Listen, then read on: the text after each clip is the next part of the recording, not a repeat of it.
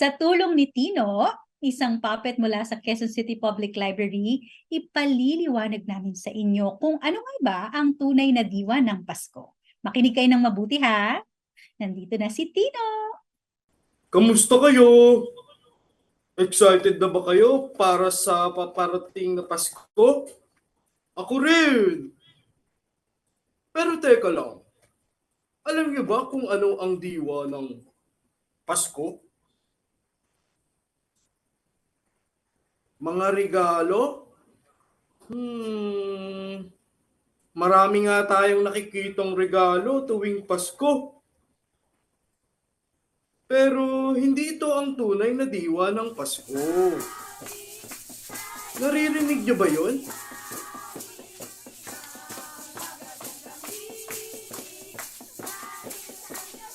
Naririnig niyo ba yun?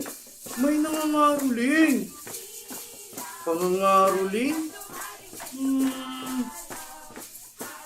Tradisyon na ng mga Pilipino, lalo na ng mga bata, ang pag-awit ng mga pamaskong awit sa mga bahay-bahay tuwing gabi.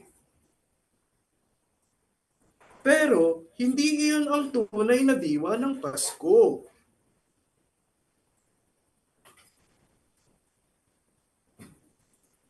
Naaamoy niyo ba yun? Bibingka at puto bongbong.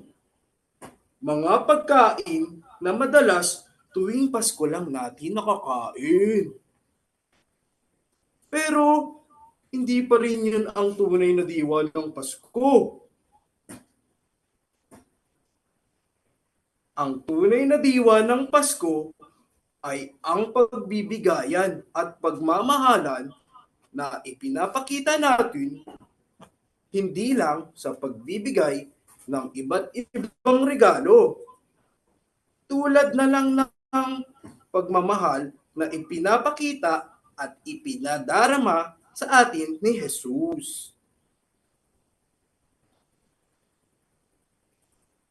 Kung iisipin, hindi lang tuwing Pasko natin nararamdaman ang pagmamahal mula sa Kanya, kundi araw-araw.